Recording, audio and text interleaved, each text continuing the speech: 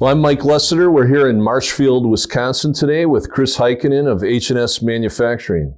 Welcome to the How We Did It mini-series here today. Thank you. We're going to jump around, get into a lot of different topics here today, but we'll start off with a few easy ones. And first off, Chris, tell me about yourself, your role that you had through the many years at H&S. Tell us a little about Chris Heikenen here. Well, when the company started in '67, on weekends, the kids would come over with Dad sometimes to do things like unload lumber from a box car over on the siding here a few blocks away, or just things like that. When I was in college, I worked summers here a couple of years. My older brother worked here too. When he came back from Vietnam, he ended up working here a number of years after he got back. He was ran local airport in Stevens Point and did a lot of flight instructing, and then moved on from that and came to work here. I worked a couple of summers here while I was in college, and then the summer before I started law school, I was working shows and calling on some dealers. And just a quick aside story, we had orientation at the UW Law School on the weekend, and I didn't go because I was a UW grad. I know my way around the UW. And so that weekend I worked the Minnesota State Fair on the H&S lot, and got down to Madison Sunday night, and Monday morning I show up for my first class, and the professor called on a student to recite the facts of a case. And I'm like, how are you supposed to know what case you're, you know? And I asked somebody between classes, I said, how are we supposed to know what cases we should have read? And they said, weren't you at orientation? No, I was selling farm equipment. But I scrambled that night, got caught up. And I ended up working as an attorney for 8 years. And at the Wisconsin Department of Justice, I was an assistant attorney general. And then Dad, when he was in the area calling on dealers, he'd give me a call, we'd go get dinner. And one year he said, so you think you're ever going to come back to H&S and work? And I said, yeah, I always thought I would. And he said, well, how about now? Because I'm going to buy my partner out, Dick Steinberg. Dad and Dick started the company. He'd like to sell out, and I would like to do that if you're going to come back in.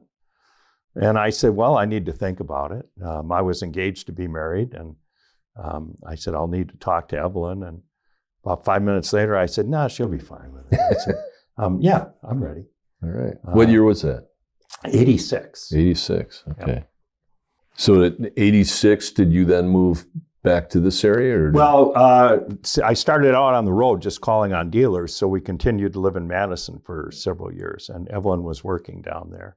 And then we did buy some property up here and built a house, and then moved up. But most weekends I'd come up and stay at my brother's house on Sunday night and then hit the road Monday morning calling on dealers. But when my wife and I got engaged, I was assistant attorney general of the state of Wisconsin. By the time we got married, I was selling manure spreaders. Yeah. So I had the perfect background. Let's say we're at a cocktail party at any ag event in this country, but someone asks you to give you the elevator pitch of what H&S does, what they make, their role in the whole ecosystem here for the machinery business. How would you answer that question? Tell us about H&S. Well, it's been an evolving role for H&S. I mean, the niche the company's in has changed. The market has changed. The customer base has changed. I mean, when H&S was founded, there were 40 cow dairies all over this state. That's what it was. Now those barns are empty, the silos are empty, and it's the bigger dairies, the 1,000, 2,000, 3,000 cow dairies, and they have an economy of scale, and the equipment they use is different. So the original market we were in, forage boxes were new. There were 13 companies manufacturing forage boxes. That was our thing. And by the time we got to 1990, there were only a couple of manufacturers of forage boxes left. But the market was such that there's a part of the market that would buy new forage boxes, and then a part that would buy trade-in forage boxes, and then a part that would buy the junk, kind of down the food chain. And those secondary buyers were the first to disappear, which changed the market quite a bit. The other thing is, originally we were selling through a lot of short line dealers. Dealers that maybe had a tractor line, but maybe not. Maybe they just sold short line equipment and did quite well with it. And short line dealers have largely disappeared now in this market. But we were forage boxes, and then we got into manure spreaders, because forage boxes are obviously very seasonal. It's just when hay and corn is being harvested. Manure spreaders gave us a winter product, and we expanded both those lines. And then we got into other things, feeders, gravity boxes for a while, things like that. But the next big change was when we got into hay rakes. My brother met a farmer in Minnesota who had invented a new rake. Mel Keene is his name. And he had applied for a patent for it, and we went and looked at the rake. Gary was pretty excited about it, and we thought he really had a good idea. So we had our patent attorney get a hold of his. We got an agreement with him, a royalty agreement, and we took over the prosecution of the patent because we wanted something strong and defensible. And we proceeded, and then after that first rake, we've got, I think we had 15, 16 patents on different iterations of bifold rakes and how they open and how they close, how you adjust the wheels, all kinds of different features. But we became a major player in hay rakes in the United States. And essentially the market at that time was us and several Italian companies. And since that time, every Tom, Dick, and Harry has got into hay rakes. And I couldn't tell you how many brands there are, but there are a lot of them. And so the market is muddled up quite a bit too.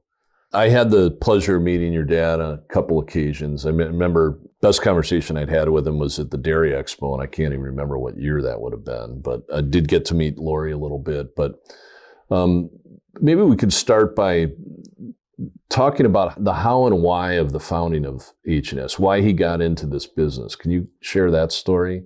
Sure. What happened in the 60s that led to the launch? Well, first, how he got into farm equipment at all. He was working in the factory at Farmhand in Minneapolis and had worked his way up to night shift foreman. And they got rid of the night shift, and because they were cutting back, and they said, well, you can take a reduction into day shift, or if you want, we'll give you a territory and you can go out on the road. And the territory they gave him was Wisconsin. So that had appeal to him. So he moved to Stevens Point, Wisconsin, which is about a half hour east of here, and started out on the road. And he would leave Monday morning and come home Friday evening. And so your family was living in Minnesota? Yes. At the time? Okay, yeah. Gotcha. Yeah. A lot of my relatives are from the Duluth area, and then they lived in the Twin Cities, and then came to Wisconsin. But and Stevens Point's smack dab in the middle of the state, so that's how it went. And when I was a kid, I went on the road with him a couple of times in the summer, and back then it was hotels in two-story hotels in little towns that had maybe 20 rooms. The rooms were like bare bulb rooms. Toilet might have been down the hall, and just no TVs in the rooms, just metal beds, and that was life. And he'd have his dime store novels, and And obviously things evolved. But he left farmhand at one point and became an independent rep selling air compressors. I think the company was Badge Air Compressor, a Wisconsin company, of course. And he would show up in the middle of the night with a straight truck with a bunch of air compressors on the back of it.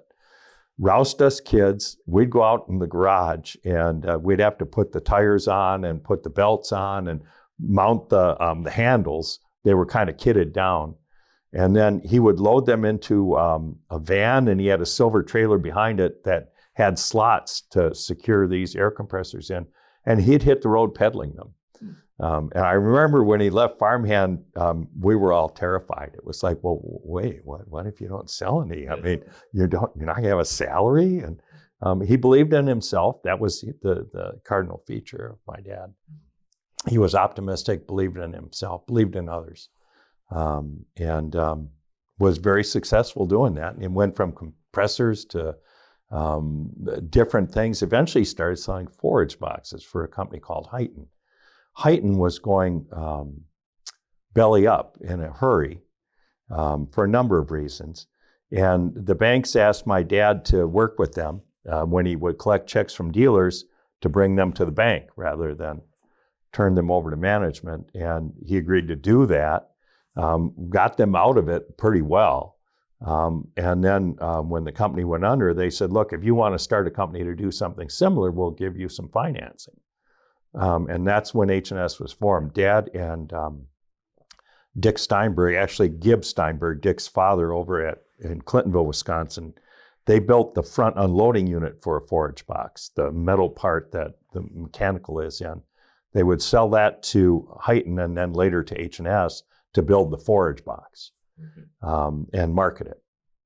And so the company was first started business in a 50 by 100 foot cinder block building, which is somewhere a few feet this way or that way. You can find some of the original walls in a farm field, which was the new industrial park in Marshfield. Was it here? Yes. Well, where we are. Oh, right here. Yes, literally the building is still, it's been swallowed up.